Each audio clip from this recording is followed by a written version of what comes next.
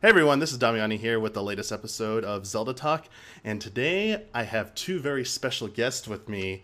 We are going to be talking about the Zelda Community. They are staff members from the Zelda site, Zelda Universe, and I'm going to let them each introduce themselves, starting with Jason. Hey, I'm Jason Rappaport. I'm the owner of Zelda Universe. That's me, who I am. And we got Joshua here. Hey, I'm Joshua Lindquist. I run all the guides and walkthroughs at Zelda Universe. Now, Zelda Universe has been around for a long time. I know this personally because I started off by actually visiting Zelda Universe a lot in the early days. But what got me thinking about doing this episode and talking about Zelda Universe and the Zelda community and fan sites in general was I saw the postings and coverage of that massive Breath of the Wild map project that you just put out recently. So I want to kind of start there. Why don't you talk a little bit about how that project came to be and kind of like the amount of work that went into it and just kind of like the impact it's had so far? Yeah, sure. I guess I'll start off and then I'll pass it off to Josh. So I met Danilo, who really is kind of the founder of this, if there ever was one. I think in 2013 at E3, and he kind of like tracked me down, and he's like, Jason, I have these maps, and he showed me this Google Maps, JavaScript thing that he had built. It was actually like really really cool. And at the time we had like we were just we were still coding Temple 3, I think. So we were looking for big interactive features, and I forgot to introduce him to Josh. So, but it kind of like it was one of those things that was so big, but we were working on so many other big things that we just never had the time to really focus on maps. Every time Joshua would say like, "Hey Jason, we want to add maps to guides," it would always be like a side thing, and Joshua even had to like build the maps. Joshua even had to build a little maps thing that's on the site right now himself. Yeah, we And had we had a little map thing that we kind of implemented for a while because Jason wouldn't give me the real thing as fast as I wanted it. so, and I think there was also like the maps that he showed me back then. They were cool. They had a number of Zelda specific features, but none that like made me decide that maps were more urgent. But we didn't know about Breath of the Wild at the time. So I think it really took until Breath of the Wild for me to say, "Wow, we gotta hit up Danilo. We're pretty sure that maps are going to be a big deal in this game." And that's kind of like it was at E3 last year that it was really obvious, and Danilo was there, and we just decided, yes, we have to. This is obvious. We have to do a Breath of the Wild map. So like some of the specific features that we don't even have on the site right now, like the ability to click through doors and go to other maps, like inside a dungeon perhaps. And I just dropped my recording by accident, which is wonderful. Oops. No worries, it's cool. But yeah, that. Now I lost my train of thought because I dropped my recording. Classic. You were talking about the clicking through doors, going to shrines, like some of the Yeah. features that weren't available So yet. yeah. So he did like clicking through doors and going into dungeons and stuff. So a lot of interactive features that I've never seen on any other map, that I thought were really great. And then he showed me this crazy thing. I think it was like right before Breath of the Wild. We were already starting to work together, and then he just pulled this out of nowhere. He's like, Jason, I've got this WebGL demo.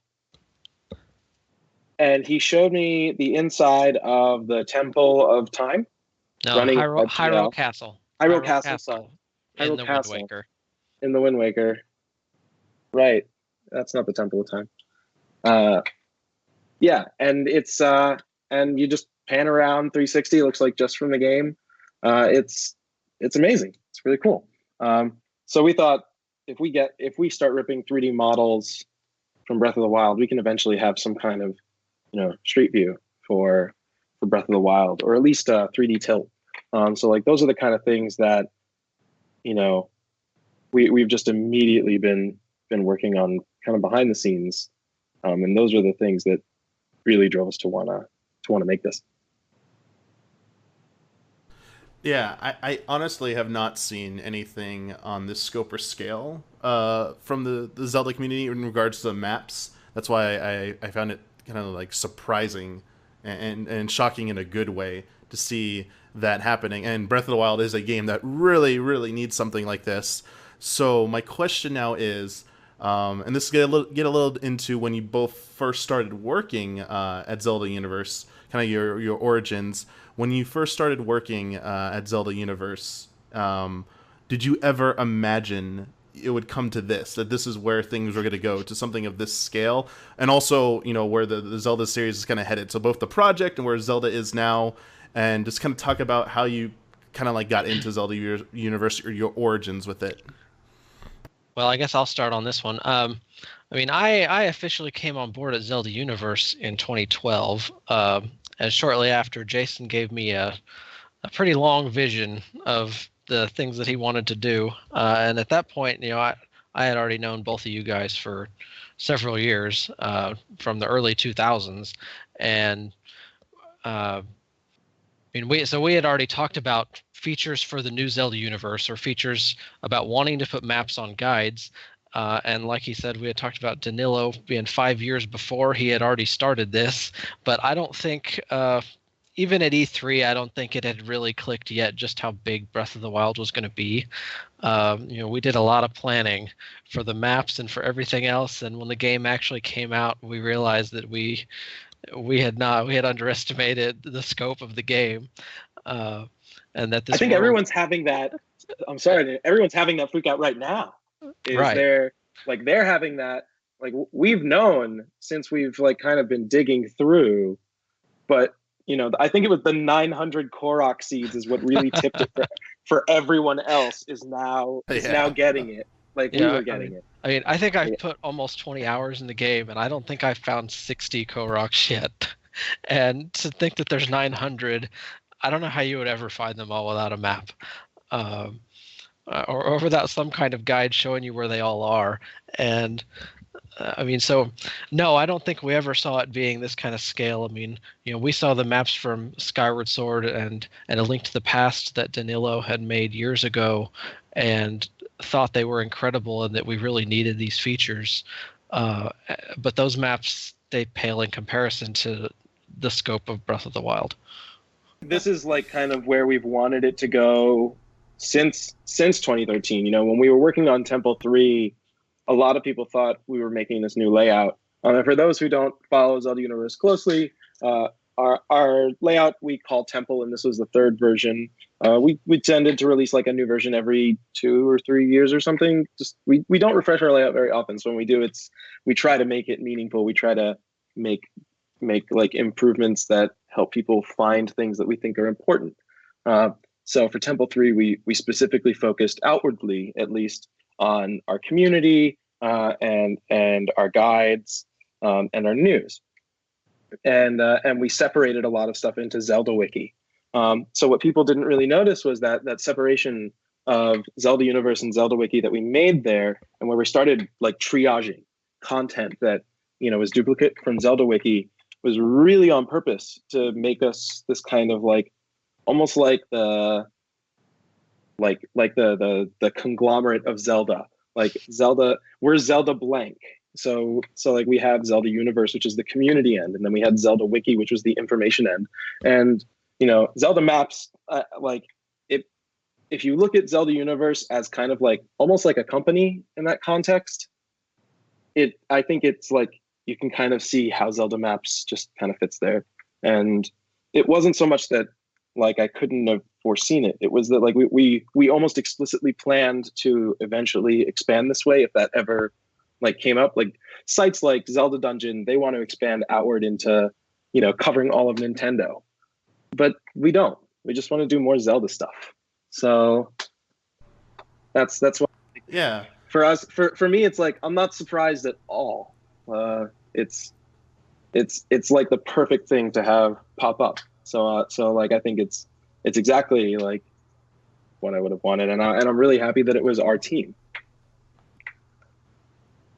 Yeah, it's again, as I said earlier, I haven't seen anything like this I guess I sort of hoped that someday, like going back like to the beginning of when I cared about or got into, Zelda fan sites and started checking them out online, that would one day there might be something possible like that, like those envision like the interactive maps, and it just the technology really wasn't there. People tried to be creative and tried to do workarounds to make it as interactive and as visually aesthetically pleasing as possible, but there just wasn't the technology that we have now that we had like 15 years ago, or even more than that. And it is quite impressive to see that. And you mentioned that some other Zelda, like you want a Zelda Universe and wants to keep focusing on Zelda and coverage of Zelda. And just from my own experiences, you both probably already know, but for the audience who might not know, like when I was running a Zelda fan site, that was one of the hardest things to deal with coming into like the mid 2000s, especially with the arrival of the Wii. It felt like people wanted more than just Zelda coverage. People were asking for that. And that is ultimately the route that I decided to take with what we did. But it is extremely impressive and must like tip hat to anyone like Zelda Universe that has continually persevered to continuously cover Zelda only and focus strictly on Zelda, because that seems like such a difficult thing to do in this day and age. And I don't know if you guys can talk about like the challenges of just trying to focus on Zelda coverage and not be tempted to fall into the pitfall of trying to expand your focus, which ultimately changes your identity and changes your site focus. You have a different site essentially, in my opinion. Yeah, I mean, like I don't know. I have a very short answer for this, and then Josh can answer. He probably has a longer answer. Like, it's never really been a thing for me. I don't ever think about covering other games. Like, the name of the site is Zelda Universe. It's not going to be anything else. And other people would be mad, and I'd be mad if we weren't doing Zelda. I think it's like it's just like that's what we're interested in. So I don't ever really think about, and there never really is any temptation to like be a general Nintendo site. Now that said, like if people like want to cover other stuff because they think it's fun, like we're starting a thing where we're reviewing like all of the games that Nintendo sends us because, well, mostly it's because we just want to make sure we get the Zelda games on time. Actually, that's the only reason. That's how much we love Zelda. That's how much we love Zelda. I understand that completely. That's literally the only. We're going to review every other Nintendo game, not because we actually want to, but because we have to in order to make sure that we get the Zelda ones. So like this never even like crosses my mind, and that's why I think we've been able to, hopefully, I hope that that's what inspires a lot of people on the team to just, volunteer. We're all volunteers. None of us get paid. And I think like that's just it's just Zelda fans. Like it's very face value, and I think that helps too. So right. I mean, no, and I agree. I don't know how much of a temptation many of us have to want to cover other things. It does sometimes get a little. It gets a little harder when there's not a lot of Zelda news to talk about. But there is so much other, fun Zelda projects. Whether it's just covering things that fans have made because the Zelda fan community is just incredible, and or working on side projects which become huge projects like the maps. There's so much Zelda to cover that even when there's not a new game, we don't feel like there's nothing to do. And even when we talk about like reviewing other games just because we want the Zelda games on time, we're always looking at it from the perspective of a Zelda fan. And so I think our reviews are going to end up being different than what you see elsewhere, because we're reviewing it as, we would rather be playing Zelda, but we're going to play this and we're going to tell you how it compares to Zelda. That's going to be so weird. We need like a ranking score of like number of like rank of closeness to Zelda, or amount that a Zelda fan would most like that game on the scale. Your team already has it covered. Oh boy, please tell me that the metric is tingles. I don't know if we've determined the exact metric yet. Like the unit. You're the boss, so I guess if you insist on tingle, then we'll make it tingle. I'm not insisting. You're just greatly hoping, and you're going to change the code when we're not looking. Oh, we're doing it in code? That's just making it too easy for me. I definitely understand the perspective of we're talking about game review copies and being a Zelda fan site. You want that access. You want that access to the game early. You want access to events, and it feels like, especially with Nintendo, that they want you to do more coverage than just that. So in order to continually ensure that you get that access, you got to kind of quote unquote play ball with them and do the other types of coverage that maybe your audience doesn't necessarily want. But the way you're doing it, I think is kind of like clever, like offering that perspective, like, hey, if you are just mostly into Zelda games or Zelda style games, here's how we feel about other types of games. And who knows, it also could open, people's eyes to other types of experiences. So I definitely have seen and dealt with that perspective as well, and know the troubles with that. And I think the other thing that also made it really easy for us to stay like Zelda only is because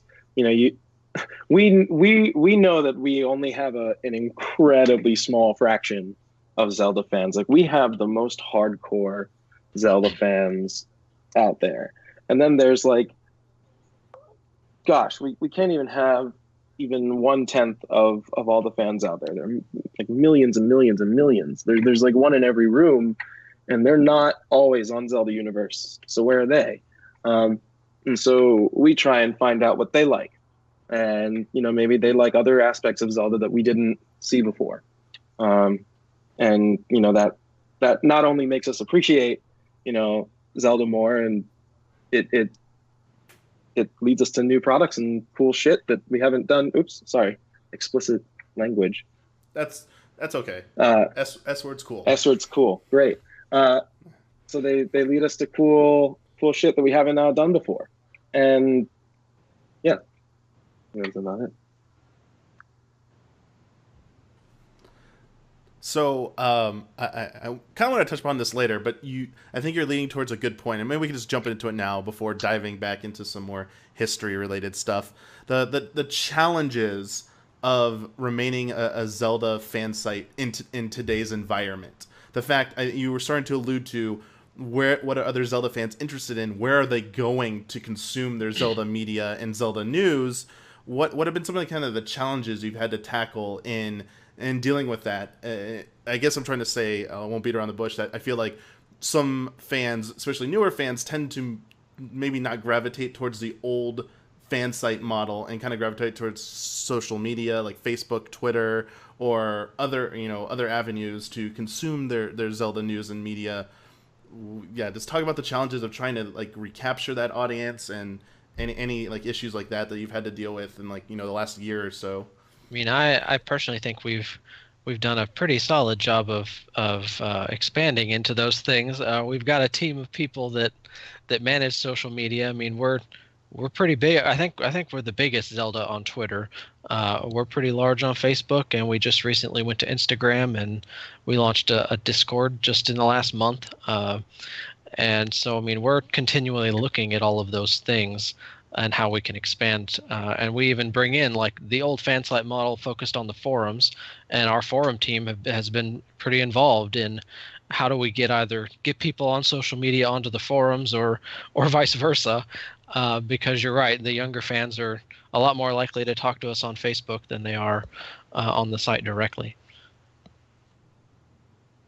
Yeah, I think like it's kind of we go where they go, and it's and for us it's there's definitely like a bunch of members who are very resistant to they're actually like pretty resistant to how active we are on Facebook and Twitter, and they actively resist the site becoming more like that. But that's okay. You're gonna have those folks, and we do cool things for those folks too. Like I made a throwback skin on the forums that has the old blue and yellow layout, and that like hits home for me too. But the Facebook page is also really exciting to me as well, because we have a lot of really cool interactions, like especially for like last year when I wrote the Master Sword article, which was so much fun to do. We communicated with a lot of people who wanted to buy the sword on Facebook, and that was really fun. Recently we just finished a marathon on Twitch, and And we spent a really, really long time kind of making a modular internal structure for our team so that basically like we divided up all the work so that we weren't overwhelmed, because like I think around Skyward Sword time things were getting like we have a lot of work to do, we need to start dividing things up. And so we like appointed team leaders, and then they were allowed to like build their own teams, and that's how we ended up with like a fully functioning dev team. And that's how we were able to take on the workload of Zelda maps, because we already had devs and Zelda maps was interesting. So somehow apparently, the Zelda community has a ton of developers now, but like we set it up that way. Like we were ready. We're ready for that. It wasn't random. We spent a lot of time preparing and figuring out how to run what is basically a company with only volunteers all the way up to the top. And I think that's like, everyone involved should be really proud of that. Like I haven't ever seen anything like that.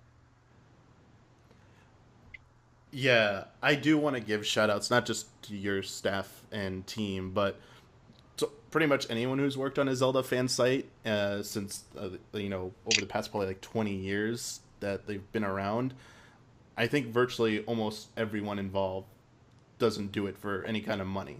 Whether they, even if they got something from ad revenue or whatever, mostly everyone was just working for free out of the passion of, we just wanted to talk about Zelda. We just wanted to have a place to share our passion about Zelda with other people. And, for some of us, I just couldn't get enough of it. I just always wanted it to be active and people participating and people doing it out of just, their passion and goodness rather than being driven by money. Like, that's a pretty strong testament, in my opinion, to the Zelda community over the years. Yeah, I mean, I hope that's what, if the Zelda community becomes known for something, doing things out of just like crazy, relentless passion, just like making cool things, that to me puts us up there with the Sonic fan community and all their crazy developers. I always wanted us to have that. Yeah, they're just some of the past projects I've done. Like, I know I give a lot of flack to the Zelda, or not Zelda, sorry, the Sonic community sometimes for some of my dealings with them. But in truth, like deep down, like the amount of it's insane what they're capable of. Some of their communities and the stuff they put together, like just in general. I think gaming communities. I know there's a lot of focus sometimes on like. There is obviously like toxic people. There are people who aren't like the best for the community. There's always that side of every community, but it's always great to see these positive sides and how many people are involved with it. Like I don't think that always gets enough attention sometimes, and Zelda has been one of those communities. I think that's been like a leading and shining example of that positivity in fandom essentially. I do, before we go any like further with like the current stuff, I do want to talk about, you mentioned earlier how you both kind of got like your start with Zelda Universe. I want to go back to the beginning. I want to know what got you not only into the Legend of Zelda series, but what was your first experience online with like any Zelda community? Like where was your starting point with that, and like how long ago was that? I just want to know about that. I always love these stories. Does Jason want to go first? His is probably shorter than mine. Is it? Is it? No, I want to hear yours first. All right. So if we want to go back to my start with Zelda, The Legend of Zelda: A Link to the Past was one of my very first video games. It was the first game I bought after I was gifted my Super Nintendo originally. So I mean, I've been playing Zelda and fell in love with it. I was probably 8 years old, and I fell in love with it and have followed it ever since. And I'm almost 30 now. But as far as the Zelda fan community goes, it was early 2000s for me. Probably 2001. There was a lot of talk about the Oracle games coming out. I remember looking at that stuff. The website was Hyrule: The Land of Zelda, or HTLOZ. There was Zelda Headquarters, and Zelda Dungeon was new at that time, and Zelda Universe was new at that time. And then there was another smaller site called The Legend, and I fell in love with all of them. And in summer of 2002, I was on break from school and decided that I needed a Zelda website also. So I launched my own Zelda site, and I started reaching out to all these people.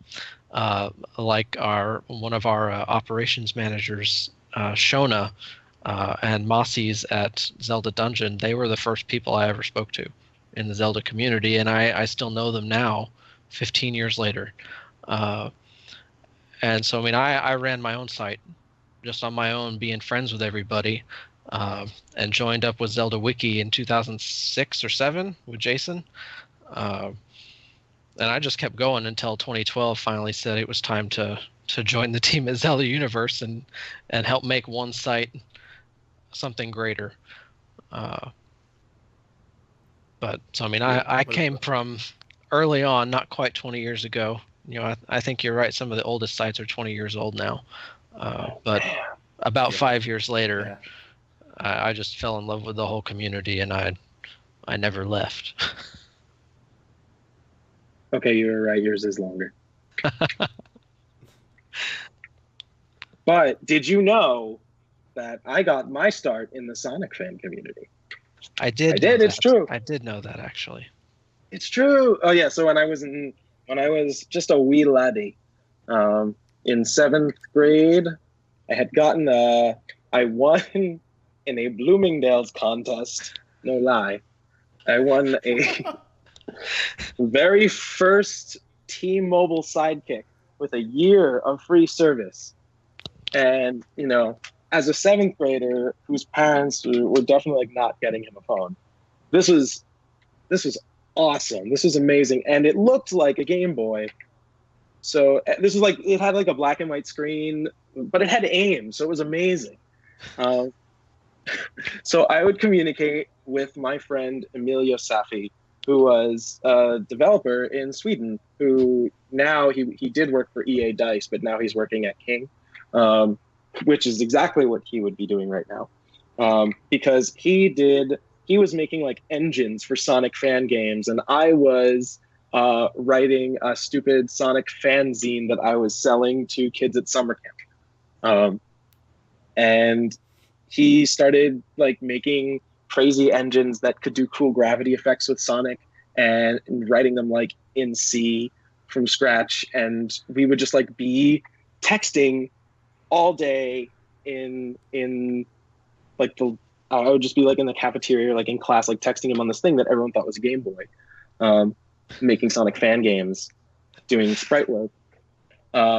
And then eventually we just never finished. We had some stuff in Sage, the Sonic Amateur Games Expo. We were in that for a few years. It was probably oh my God, that had to be Sage 2000, 2003, 2002. Oh my God. I actually just caught up with Emilio. Not caught up. I was included in a comment thread on Facebook with him in there, and I'm oh man, it's literally nothing has changed. He's out there making game engines, and I'm just making things that are sprites for You're websites. making map engines. So we're still doing the same. But I that didn't really carry over to Zelda, I guess. We just stopped making fan games, and then the next year or something, I'm I played the Wind Waker, and I was really interested in that. And then I just came across to you, and I joined, and I posted a lot. I used to do sprites for Zelda fan games. That was a long time ago.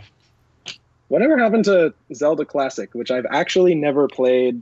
Zelda Classic, if you read our front page, we did a big feature on them in January. We did? Big feature on them in January. They just launched a new version and a whole brand new website. You should definitely go check out Zelda Classic.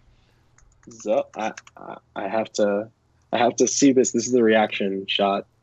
ZeldaClassic.com, the official home of Zelda Classic, loading. Oh, whoa. Also, Yeah, I've noticed Breath of the Wild, they have absolutely mastered the Japanese style. Whoa. Zelda Classic, yeah, they are still around, and I did read that actually, Joshua. I did see that on there, but I think it got more traction again. Like I think people got their like routine checkup. Oh, does it still exist? When Nintendo was going after the remakes, another Metroid 2 remake and Yep. the Pokemon Emerald, people were bring up all their pseudo legal arguments. Well, oh, there's this thing called Zelda Classic that's still around, and Nintendo hasn't done anything about that. And people, always mistakenly think because there's one example that never passed any kind of legal litmus test whatsoever. They just assume it did. They're like, that's like good enough for me. Like it's everyone else is in the clear, and it's just no, that's not actually true. From what I remember of the early days of Zelda Classic, they actually reprogrammed, they reverse engineered it and read it like rehand drew all the sprites technically. So everything in it was created from scratch. They did not reuse anything from the ROM or the original game assets like verbatim. It just looks the same because they made it the same. And you can actually tell, I think, in one of the old, like original versions, some of the enemy AI behaves slightly differently than in the actual game itself. So I think that was their original legal argument about if Nintendo ever came after and like we just it's actually just sprite sheets you import into this game engine that we program from scratch, so you could technically make any kind of sprites in here. So it's Right. It's and yeah. people do. I mean, there's all kinds of Zelda fan games you can go play on it that are just built on Zelda Classic. I mean, in a way, it really is. It's Zelda Maker is what it is. Mm-hmm. Uh, That's what ultimately scares me, though. If Nintendo ever decides to make a Zelda Maker like they did with Mario Maker, that might be the time they might actually care enough to go after something like Zelda Classic. I guess I guess that's like the honest message out there. Like you're at the mercy of Nintendo if you make a fan game for any of their properties. Just know at any moment they just come say stop, don't do it. So just know what you're getting into if you're going to go that route. But yeah, it's still amazing that Zelda Classic is around, which yeah, is I mean, they've almost been like around since 20 years old. almost. It's 18 this year. They're 18 years of Yeah. Zelda Classic, and I mean, after 18 years, I think Nintendo will let them be. I hope. Yeah, I hope there might be different people there than there were there before. But I guess knowing both of your kind of like your introductions to the Zelda community, how what are your kind of your thoughts now about how it's changed? It sounds like it's been about roughly 10 to like 15 years for both of you, give or take, that you've been involved in the Zelda community. What's been like most surprising about it in terms of like the changes you've seen it undergone, and any like standout like moments about like sites that went away or anything like that that you were surprised? Just kind of like a mini history of the time you've been with the Zelda community, I guess. I don't know if I want to say I'm surprised that dozens and dozens of Zelda fan sites no longer exist. I am sad they no longer exist. Uh, but I think one of the things that I have loved to see about Zelda Universe is in the same way that I've joined up with Zelda Universe, there were other people who were running those sites who said, we're going to stop making our site and we're going to go help make Zelda Universe better.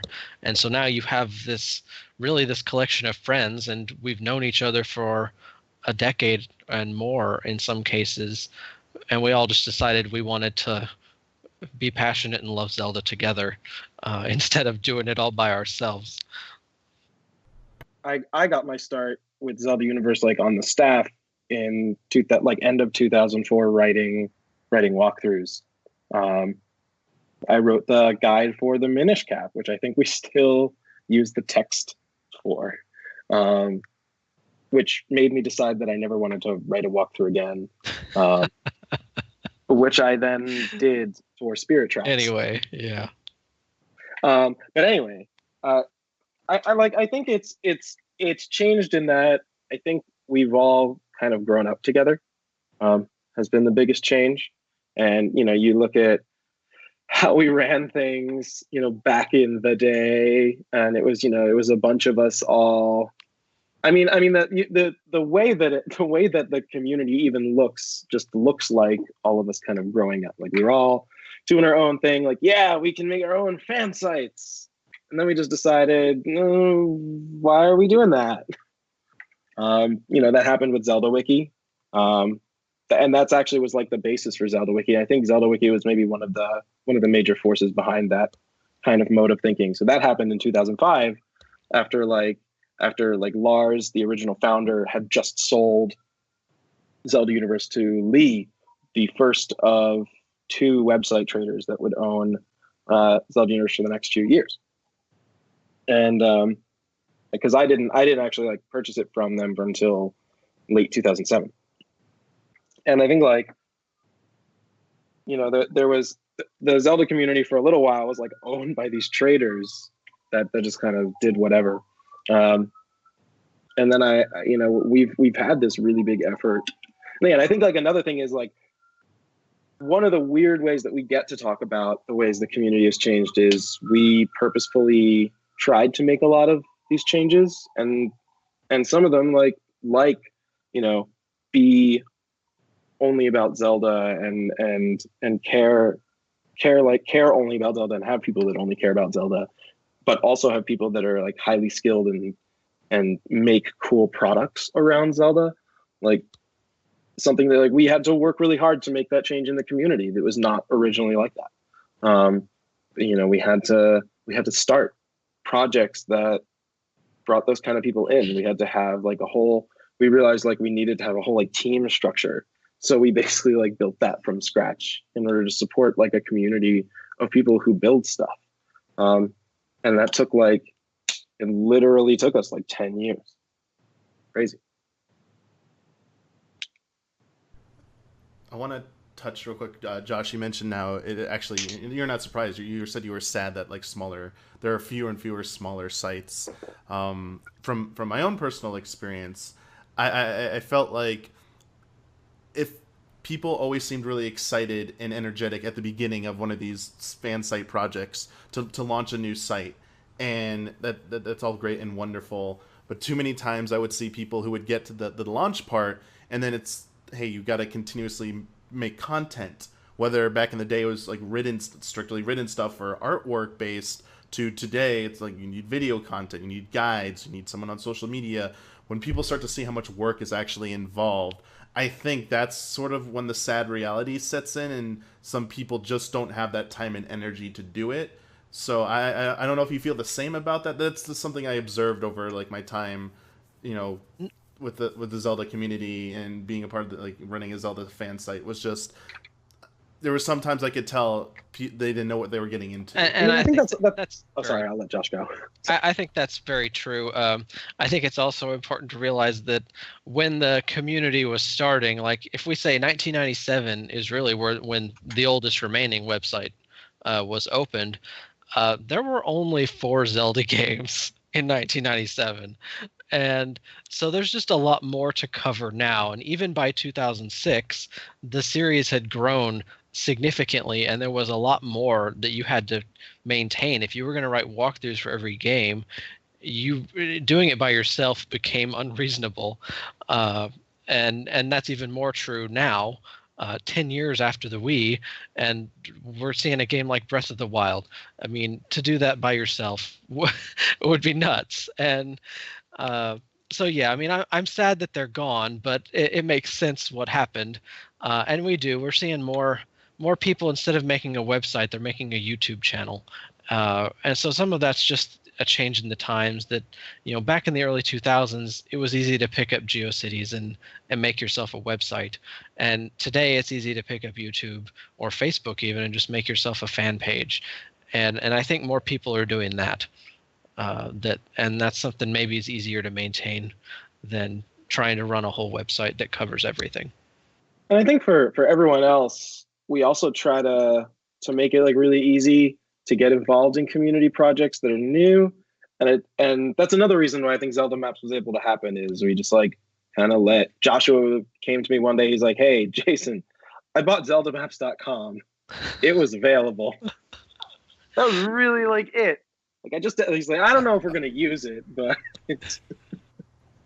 At the time, we just planned on Zelda maps being an add-on feature to Zelda Universe. We were just gonna, It was, yeah, it was actually add a our. map section or just add it to the walkthrough, uh, and then But I on a whim just looked for the domain. so I think this is like, and I think the specific effort inside ZU to be a hub for fan projects. I think that started like the beginning of last year, like about a year ago. We kind of learned, and this was like when Alex Trevino's dubs were getting really popular. We were like, oh, okay, we really should we really should be incubating these fan projects because they're going to tell us, what we should do next. And there's no reason why every person who wants to do something, to be like everyone who wants to make something that's a fan of Zelda needs to start their own website. Like, there's no reason why people need to do that. That's just like grunt work.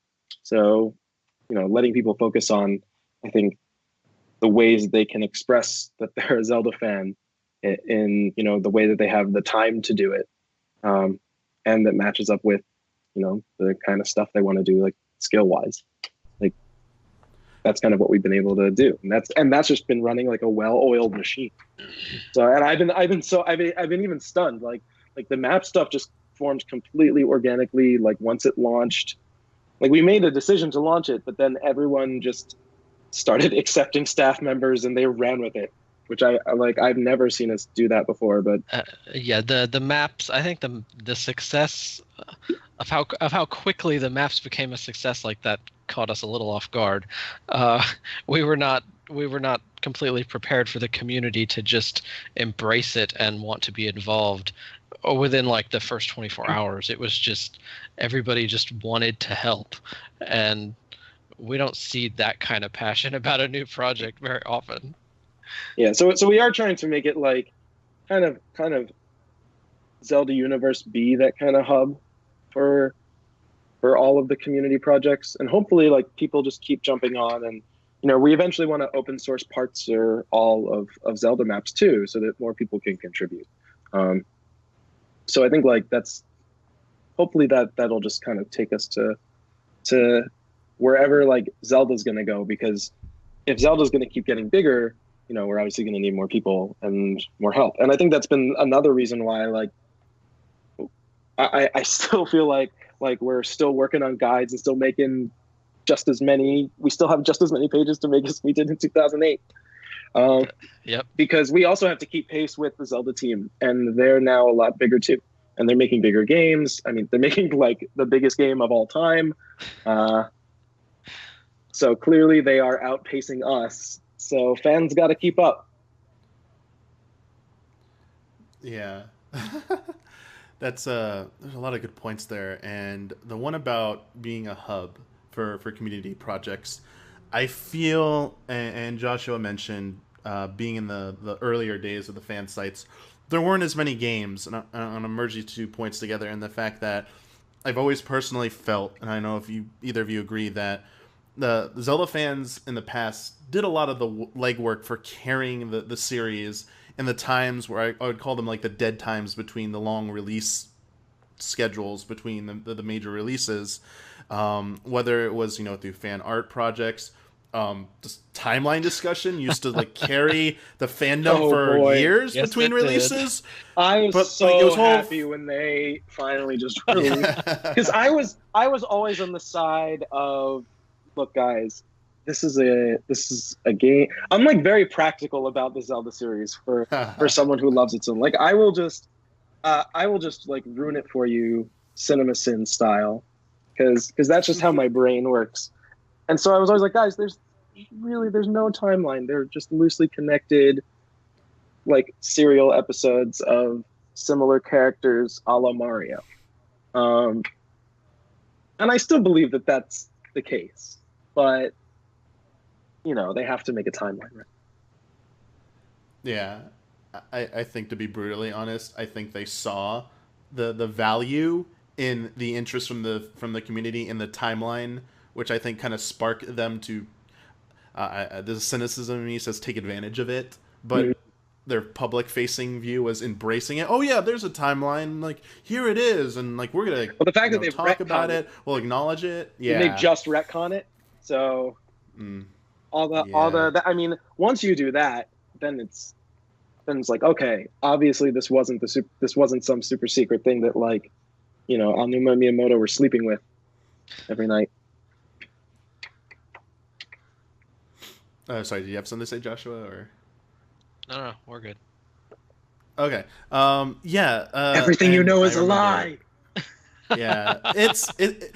You can just put that like its Facebook status. It's complicated when it comes to the Zelda timeline with a lot of fans, but whether or not the deep truth was that Nintendo really cared about it or not, the fact was there was a good amount of fans who did, and that just was an obsession for a lot of them that carried over into the forums back in the day. And that's what you would just see people for days on end just like coming up with theories and arguing. And I think some of that passion and that eventually got focused and funneled into projects that eventually stemmed into what we see like today. Honestly, that kind of passion eventually spurned into like people drawing like their own artwork series, like writing original fan fiction, to now like the shift, which I think this was a big point in the Zelda community. I don't know if either of you agree with me or not. In the mid 2000s to kind of the late 2000s, the shift to video coverage. There was a lot more video coverage as YouTube became more prevalent and easy to use. A lot of not just Zelda fan sites, a lot of sites period just shifted to video coverage. And that just opened a whole new door for Zelda fans specifically to, express that love and passion, whether it was for the timeline, for other aspects of the Zelda series, whether it was like who Link should end up with, a whole shipping stuff in the Zelda community, to just, like more like intellectual stuff about like culture in Zelda, like trying to like explore, the depiction of certain, the different races in the Legend of Zelda series, to even like the person who put out the philosophy in Zelda book, a few years ago.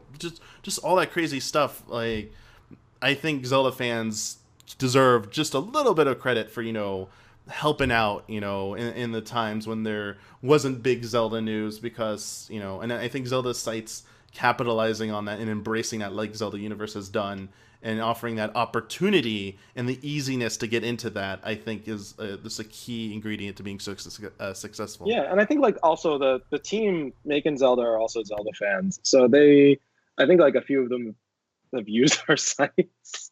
Like I was at E3 and I was talking to one of the QA guys at the Breath of like it was totally random. Like I was one of their random QA interviews, but we ended up like, I'm like, oh, do you know that we're Zelda Universe? And then he's like, oh no, let's go to the back and have a 45-minute discussion about the interface. But shoot, I just also lost my train of thought. Shoot. We're talking about like allowing fans to express their passion, and Zelda Universe being a place to make it easy to put that into something into a project, essentially, to share that. I don't know if that helps to get you back on your track. Nope. I'll come back to it. All right. I guess like with video stuff though, do you feel like video content in the Zelda community, do you think that was like a pretty big shift when it came about, or do you just see it as like it was just like another routine thing that's happened along with like now social media is like one of the biggest focuses that everyone has? For us, I think it felt pretty natural. It's so weird that like because we don't normally think about that. This is like one of those work things, I guess, that like YouTube was getting popular, so like, we're making videos now, so we just started doing it. And like I still remember some of my old videos where like I'm like in college and like, what's up with that hair? They're pretty great. Those old videos. Yeah, Really I'm great. so like apologizing for the server being down. It definitely took us a long time to get it. I don't think we got video until like 2015. Yeah, it took us way team- longer to get it right. Yeah, when we got Amanda doing Zelda News and Alex Trevino doing the dubs, and Alex Rosenberg. I mean, we started getting these hosts and these people who had passion for different video projects, and it became more than just us trying to put together a podcast every once in a while, or showing the new Zelda trailers on our own channel, or we've made a few attempts at Let's Plays over the years, and now it's become, we plan these video series and put them together, and they're very dedicated to watch some of them just spend most of their life putting these videos together. It's pretty incredible. Oh, hey, I remember that thing that I was thinking. So yeah, Go ahead, man. yeah, with the guy from Nintendo, the QA manager. So I had mentioned that that we were Zelda Universe and we were Zelda Wiki, and that, hey, like, how many people do you think probably use this? And he's like, oh, people pull these up. People pull up the sites because they forget their own lore because it's so complicated. Like they'll look it up on us. And like that's really cool to think about, like that they're also like using the fan tools to keep things documented, and because it has grown to just such an astounding size. That's the only way you can remember every detail. That's pretty cool, actually, and I can actually see that. And talking about that point about people needing to look up a place to find lore, or a single place, I kind of have like two final thoughts before I want to wrap this up. One of the things that has been a fear of mine as time continues to move on, and I don't think it's gonna happen, but there's always a threat that one day all these Zelda sites that we've grown up with and put so much time in eventually go away. And they say nothing's ever lost to the internet, but it's not always technically true. I guess my concern is that back in the day, a lot of Zelda fan sites aspired to be the one shop fits all in terms of like the repository for knowledge, like all these scans of all the materials, the artwork, translations, like translation comparisons, just like all that information you want to get if you want to become well versed in Zelda. Something that I found personally extremely valuable to me for many years. And I always have this fear that it might just die and go away or something. Or as sites continue to evolve and there's less focus on that, I see some places say, oh, there's a wiki for that. You can just go through the wiki. And I don't know, like it doesn't feel exactly the same to me as it used to. So I don't know if either of you ever really thought about that, whether or not you think like current fan sites still kind of fulfill that role, or do you feel that there's like a potentially there's a possibility that knowledge might be lost or something over time that once was like a specialty of Zelda fan sites? I feel like we've gotten better at not losing knowledge now. For sure. I mean, and I think our servers would like crash and we'd lose stuff. Now we're great. But that's not what you're talking about. But I don't think I never think about us going anywhere. I think that never even crosses our minds, especially now we like launched our Patreon, #plug Zelda Universe on patreon.com/Patreon/Zelda Universe. But that's one of the ways that we want to guarantee that this stuff doesn't go away, and we want to be that archive. So it's. I think, and I can probably be a little more specific with some of the information that there was concern on losing. You talk about people who wanted to scan everything. That was Melora at Zelda Legends and History of Hyrule. And fortunately, all of their information is still there. And then there's the game translations or just the text dumps and all that kind of information. And I think one of the security we have now is that there are so many people interested that it's not anymore that it's that's just what Max and Melora want to make happen and they're the only ones doing it. It's that there is this massive community of people who are willing to jump onto a new maps projects on a whim over the weekend because someone made it. And so I don't think that we have the same concern about losing information. And we also have real professional redundancy strategies. Like we actually know what we're doing now with files. We're not just like kids dicking around on our home built PCs.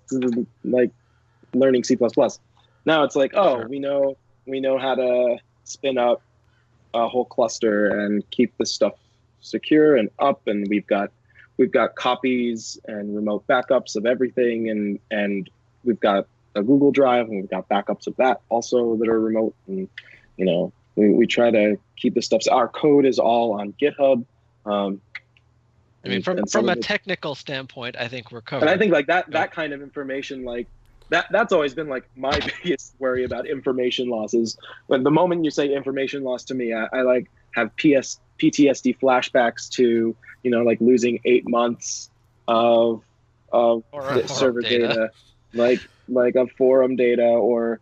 I think we've learned our lesson on that multiple times. Yeah. But I think that should there ever be, we don't think about Zelda Universe going anywhere, but should there ever be some worst case scenario and it, for whatever reason, decides to not be, there will be people. We've got like 100 volunteers. There will be people in our community, people on our staff who say, okay, maybe they decided to stop, but we're not, and we're going to go make Zelda Universe 2. And I think even the chain of command is pretty clear too, within the community. Like if any one person were to disappear, any group of people, like the rest know who picks up what. Right. And I think also from a community standpoint, something I can say on, I talk about that there's Zelda Legends, and they are still around. They don't do a whole lot, but they maintain their collection of knowledge that we actually use on a regular basis. Zelda Legends, text dumps, and image galleries is something that the Wiki team uses and references constantly to pull quotes from games for citations. And something that I have started doing and that Cody has helped with is that we actually reach out to all of those other remaining parts of the community to try and stay in touch. And that's how we end up with features about Zelda Classic, or we end up knowing we have guest articles written by the owner of Zelda Legends, is because we are taking an active we're taking a leadership approach that we want to be the people that make sure the rest of the community is still there and still running, and that if they need any help, that we'll be the ones to support them.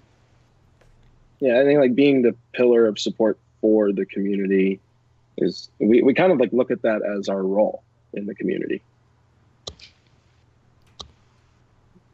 All right. Yeah, I guess. Just to be more specific, that was very, very good answers and stuff. And yes, it seems like that won't ever be a problem. It's more two things. It's basically always the threat of like site closures and stuff. And if that site goes, if no one was really preserving the information on their end, you're at the mercy of like the Wayback Machine and other means.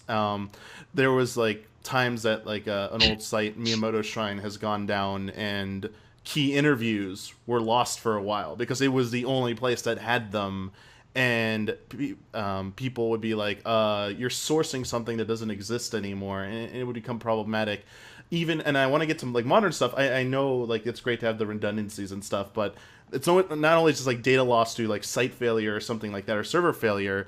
There's instances where sites have undergone changes and they simply haven't decided to bring all the content with them. And this might apply more to like business-driven sites. Like I'm like IGN. There's an infamous Anuma video I used to like to post to people, just as an example of sometimes the Zelda team does care about story, not just gameplay. And I kind of like to troll people about, did like to troll people about that back then. I don't really care about it that much anymore. But it was just funny. It was like he just said, like with Twilight Princess, we actually thought about the story from the very beginning. That IGN video is gone now. It does not exist. I can't reference that anymore because it's been lost, and they didn't preserve it for other reasons. And hitting closer to home, but Game Trailers, when Game Trailers was finally shut down, and the rest of it was sold off to IGN, they didn't preserve everything with the move. Our community tried to do their best to round up as much as they can, but there are many, many interviews I've filmed over the years that are just gone. The one I did with Tezca about, did they really think of a Zelda timeline in the beginning of creating Zelda 1? And you're like, no, obviously we didn't. Like that, we never thought of a timeline from the beginning. That interview's gone. It does no longer exist. I don't think anyone has it anymore. So it's just like, This is actually like the first time I'm hearing about this stuff, like just being gone. Corporations sometimes it costs money, and they don't care about it. Like there's no value in this content anymore. we're not going to spend money to back it up on whatever servers. Cut it loose, like it's gone. Like close down that server and migrate everything over to this other server. That happened to us. I mean, not just Zelda stuff. Like there's lots of other content from game trailers that is completely gone now. Like you might be able to find it through some means, but it's just not easily accessible. That's what I was trying to get at. I'm sorry I wasn't more clear before. Like that's my fear. It goes beyond just like Zelda and stuff, but we do have better means, and thanks to you said to like community people and a clear chain of command where people understand, what to do when someone might go missing or just decides to leave. I think you're well equipped to deal with that. It's just I was just trying to explain where I was coming from. Yeah, and I mean, I think if there was ever an effort to archive all that stuff and find it and bring it back, like that would be something that we do. That I think would be really worthwhile. I mean, maybe I'm looking at it from a slightly different perspective from Jason, but I don't think there is any amount of Zelda information or any piece of Zelda information that we would think was too unimportant to archive. I mean, that's kind of what we treat Zelda Wiki is our information archive, and so I mean, we work hard to maintain all of that stuff. I mean, we're doing it all as volunteers anyway, taking it all out of our pockets anyway. What difference does it make if we have to archive one more video to maintain it forever? We should have like an every Zelda video, like there are like Apple Archive channels, but like every Steve Jobs video should have like every Zelda video. I mean, I know I love it enough. I mean, we love Zelda that much that we will maintain everything. We don't want them. I mean, I had never heard about this interview you had with the developer who said, no, there was no timeline. Of course there wasn't. I've never heard that. I had always assumed that because who makes a new game series thinking, hey, in 30 years, people are still going to care about this? And so, I mean, they obviously didn't know that, but it's nice to have record of it. And to know that that's lost is concerning. I mean, I would love for that to not be lost. So from our standpoint, there's nothing that's too unimportant to keep.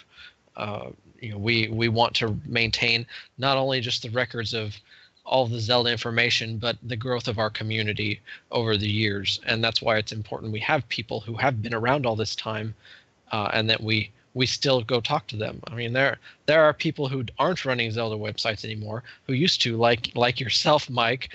And I spoke with someone else the other day who he just went by Ice. Was his alias, and they're still there. And I know. Yeah, Ice. and they. I mean, Did you know his website's still online? I think I did because I was looking it up for. I don't know as recently of like this year, but I'm pretty sure around 2013 or 14, I was looking up something for an episode of a show I was working for, and I needed HTLOZ, and I needed to go to ICE's site as well for the Zelda Triforce stuff, all the Triforce rumors from back in Ocarina of Time. I needed to look up all that stuff, and I was like, oh, their site's still around. Okay, that's pretty cool. Right. So I mean, it's great that we still know that these people are around, even if they aren't actively developing their site, and in some cases, even if their site isn't online anymore. We've had such a tight-knit community for 20 years that the people that have led the sites still know all the other people that led the sites. Another example, you and I went to dinner a couple years ago with the owner of Ganon's Tower. And so, I mean, I don't think there's a situation now where information is lost because we all still know each other. And we all. I have another example too. Carrie Fry, who did like the original Hyrularity comic. Now she's still doing Zelda fan art, and she's doing it professionally, and she has like wonderful books out that are insanely popular. And those are like people that the community just has really stuck around like that. Man, when we were looking for the old Hyrularity comics, like we found her email and we sent her an email and we're like, we really want to put these back up. I don't know if we ever did, but we did get them. we got them from her. So like, pulling old community things back up. Like everyone seems to be still around and still doing stuff. One thing before I ask you some like just a closing thoughts that I kind of this might be nostalgia talking for me. Part of me misses the old 90s aesthetic of fan sites, especially the Zelda ones. There seemed to be a little bit more personality driven in not of the people there, but the site itself was a personality, and a lot of them just drew me in with their presentation, whether it was the cheesy MIDI music or the loads of fan art that they used to decorate the pages. I obviously that doesn't.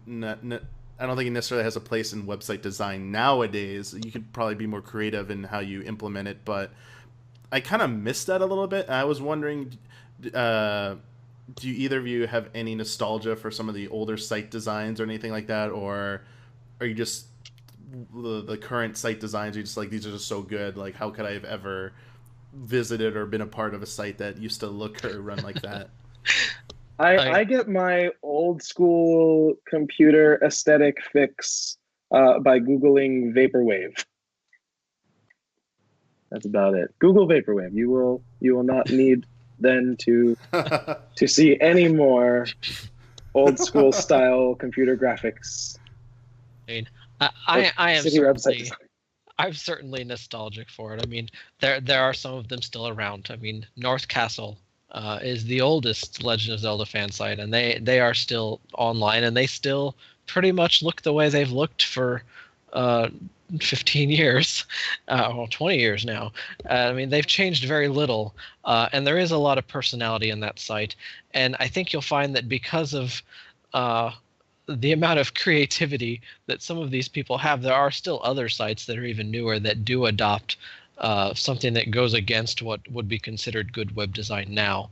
And even at Zelda Universe, we've taken an approach where it has to feel like Zelda. Because I think one of the fears in modern web design is that things tend to start looking all the same. And so there are newer Zelda websites that do look pretty much the same as, looking at The Verge or looking at CNET. They just look like another news website. It just so happens that their top stories about Zelda, they're all about Zelda. And so, I mean, we've taken effort to keep some character. There's certainly things that have to change just to continue to be relevant, but I am nostalgic for it, and I frequently go back and look at some of those old sites that are still around for that reason. I think our biggest change lately has been like the mobile stuff that we launched last year, and we still we've kept the temple aesthetic there because I think it still feels very Zelda. And actually, fun fact that not a lot of people know, the guy who actually made the 3D render that is the temple for ZU is also the guy who did the interface for Contra 4 on DS. So just a weird coincidence. Yeah. So I think we kept that aesthetic because it when we originally created it, we wanted to make something that just felt Zelda-y, and it was Twilight Princess at the time, but we tried not to ape it too much, but just put Zelda symbols across it, and there's a little rupee in the grass, and I think it still holds up, even though design has largely moved away from skeuomorphic, things that look like materials in the real world, and to me that's fine. A lot of people don't care for it, and to be sure, we're probably gonna move towards something more modern soon. But our key goal for that has been, how do we drop the skeuomorphism but still feel like Zelda? And we started doing it. We started doing it with our mobile stuff last year, and I think I don't know. I think you're gonna like what we do the rest of the year. All All right, and you kind of hit on what I wanted to close out with, your closing thoughts. Kind of like the hope and outlook for the future of the Zelda community, in general, and we just kind of said a little bit about it there. I mean, with how well Breath of the Wild is doing, and big resurgence and popularity in Zelda once again. What are your kind of like final hopes that you would like to express for going forward with the community? Yeah, I'll let Josh start. I mean, we have so many plans. It's there are so many things that we want to do that we've talked about doing for years. Things like the maps that like we've been talking about it since probably 2012, 2013 we started talking about it, that we're just now getting around to. And there's so many other things that we have meetings on a regular basis, and we just say, hey, it would be great to do this, and then we say, but we're too focused on this, we're just going to have to wait. So I mean, for the future, I mean, there's a lot more media stuff we want to do. The maps is just getting started. The goal for the maps is to actually cover all the games. Breath of the Wild is the biggest by far, but I mean, all of the prototypes were A Link to the Past, and so that map is already built.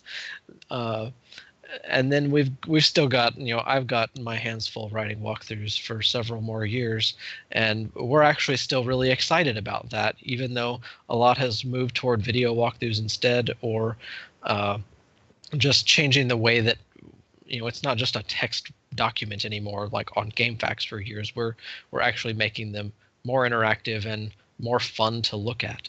But we're really excited about writing those guides still, and we refer to them as tributes. We're making these tributes to Zelda just because we love it. And so, I mean, I'm excited to see when people continue to email me wanting to be a part of the team, and then we bring them on board, and they bring all their own new ideas. And so it just continues to balloon into something bigger and bigger.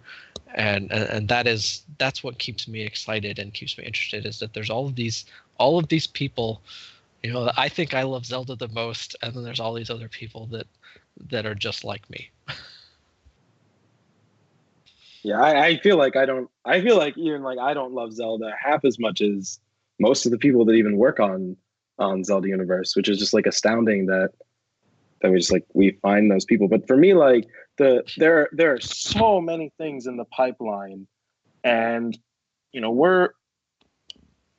I think we're just as active as the Zelda team must be, like with stuff that we're working on, and we have almost just as many people, if not more. I guess, like they said, the Zelda team was 100 people this time, and we have like 150 people now or something, and that to me is just, I've never seen the Zelda community more full of just incredible people that have the talent to build stuff. It's so much more innate, I think, now in the community than it was, and that makes me so excited for the rest of this year, because we expected maps to be a big deal, but we just definitely never imagined that it was gonna reveal a hidden like developer group within the Zelda community that we never knew about, because we'd been trying to get developers on our team for years, and have been failing pretty miserably at that. And Maps pulls it off in basically overnight. And I think it's the fact that can still happen. That gets me the most excited, because I think that the Zelda community a couple years from now, is just so much bigger than the one, like we're gonna talk about this being early days one day, I think. Oh, jeez, it's making me feel old. Yeah, but no, this was good stuff. I think we're going to wrap it up here. So I want to thank my guest again. I want to thank Jason and Joshua from Zelda Universe for joining me on this episode. And do you just want to go ahead and give out your URL? I'm going to put it in the description of the video below, but if you just want to, for people listening on podcasts and stuff, you want to tell them where they can check you all out at. Yeah, go to, well, first off, check out Zelda Maps at zeldamaps.com. If you can't remember, that's spelled ZLDA maps.com. Don't forget the Z in the Zelda. And you can also go to zeldauniverse.net, which is spelled Zelda Universe.net, if you spell it out, which I didn't. And our Patreon, if you want to support either of those things, patreon.com/Zelda Universe. And before Jason All right. forgets, you can also visit zeldawiki.org. There you go. Thank you both again for joining me, for being on this episode, and thank you all for listening, and we will catch you all next time on next episode of Zelda Talk. Later. Later.